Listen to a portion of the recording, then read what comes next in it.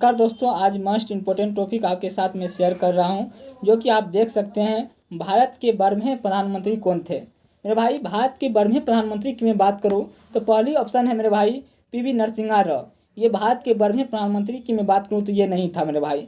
H D Deve Gowda ये दूसरी option है। ये भी एच डी देवगौड़ा जो है भारत के 12वें प्रधानमंत्री नहीं था मेरे भाई। और उसके बाद है मेरे भाई इंद्र कुमार गुजराल। इंद्र कुमार गुजराल ये भारत के 12वें प्रधानमंत्री था मेरे भाई। अटल बिहारी वाजपेयी ये भी भारत के 12वें प्रधानमंत्री नहीं था। ये भारत के 12वें प्रधानमंत्री भाई मेरे भाई नहीं था। दोस्तों मैं बात करूँ भारत के 12वें प्रधानमंत्री, बी नंबर इसका आंसर हो जाएगा। बी नंबर इसका आंसर हो जाएगा इंद्र कुमार गुजराल। ये क्वेश्चन आरआरबी ग्रुप डी परीक्षा 2001 या 2012 में ये पूछा गया है मेरे भाई। आप दोस्तों मैं एक बात बताऊं, मैं इस चैनल के माध्यम से जो भी बताता हूं इम्पोर्टेंट चीज़ ही बताता हूं और बहुत इंपॉर्टेंट बताता हूं, जो बार बार एग्जाम में लेकर आता है। ये रेलवे के लिए, ये आप मत समझिएगा सिर्फ रेलवे के लिए इंपॉर्टेंट है, ये सभी एग्जाम के लिए आपको इंपॉर्टेंट है। इसलिए दोस्तों आप चैनल को जरूर सब्सक्राइब कर लीजिएगा, लाइक कीजिएगा और कमेंट कीजिएगा अगली वीडियो में क्या चीज़ पर लेकर आऊँ। आइए मैं चलता हूँ आपके साथ, अगली क्वेश्चन शेयर करता हूँ।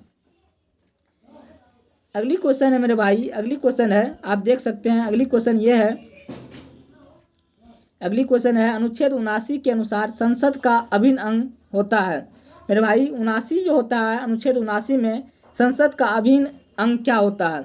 संसद का अभिन्न अंग की बात करूं मैं, राष्ट्रपति होता है या राष्ट्रपति होता है या राज्यसभा होता है या लोकसभा होता है।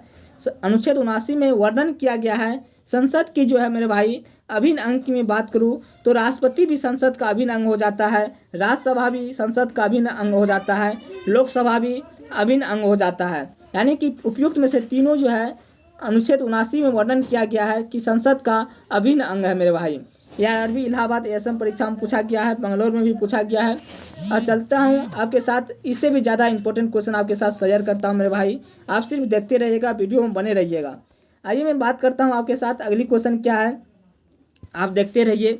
संसद बनती है, संसद बनती है, क्या बनती है संसद? आरबी इलाहाबाद ये क्वेश्चन पूछा गया है, संसद बनती है, क्या बनती है संसद? संसद के दोनों सदनों से, संसद के दोनों सदनों से मेरे भाई। पहली ऑप्शन है संसद के दोनों सदनों से। जी, संसद जो बनती है जो संसद के दोनों सदनों से बनता है मेरे भाई। उसके बाद संसद के दोनों सदन निर्वाचित तथा मनोनीत सदस्यों से। जी हाँ, बनता है मेरे भाई, बनता है मेरे भाई, बनता है मेरे भाई। आपको लगता है कि संसद दोनों सदनों से बनता है? संसद के दोनों सदनों निर्वाचित मनोनीत सदस्य बनता है? दोनों नहीं भाई, नहीं, ये भी ऑप्शन गलत हो जाएगा। संसद के दोनों सदन और सदन के सभापति से, नहीं भाई, ये भी गलत हो जाएगा। इनमें से कोई नहीं होगा, इनमें से कोई नहीं ऑप्शन होगा। इस चीज़ को आप याद रखिएगा। चलता हूँ मैं अगली क्वेश्चन आपके साथ शेयर करता हूँ, जो कि इससे भी ज़्यादा इंपॉर्टेंट क्वेश्चन है।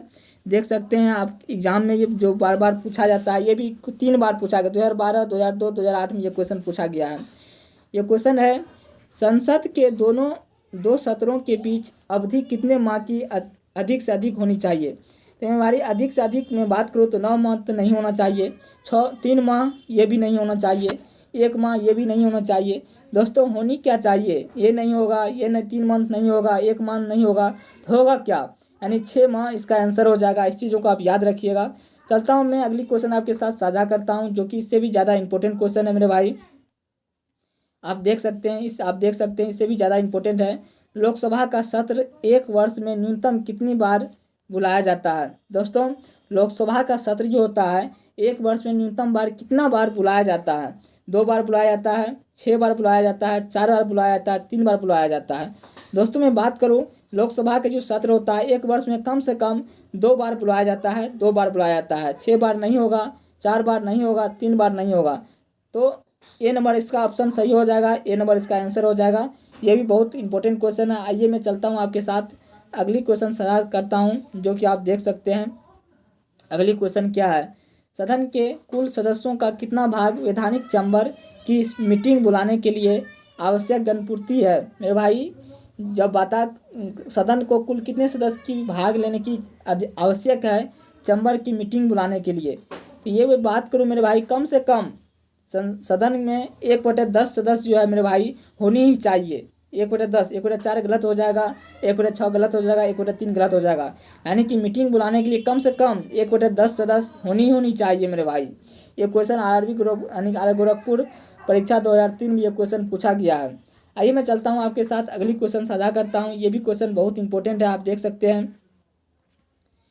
भारतीय संसद के निम्न सदन में विरोधी दल का नेता है, यानी कि भारतीय संसद के निम्न सदन में विरोधी दल का नेता है, कौन है मेरे भाई? सुरजीत सिंह होगा, या शीला दीक्षित होगा, या सोनिया गांधी होगा, या जया जेटली होगा। दोस्तों मैं बात करूँ विरोधी दल का नेता की बात करूँ तो सोनिया गांधी हो जाएगा, सोनिया गांधी हो जाएगा, जो परीक्षा 2003 में पूछा गया है। ये परीक्षा 2003 में पूछा गया है एग्जाम में। आइए मैं चलता हूँ आपके साथ अगली क्वेश्चन साझा करता हूँ, जो कि ये भी क्वेश्चन बहुत इंपॉर्टेंट क्वेश्चन है। आप देख सकते हैं मेरे भाई, ये भी क्वेश्चन बहुत इंपॉर्टेंट है। भारत में राजनीतिक दलों के संबंध में निम्नलिखित कथनों पर विचार कीजिएगा।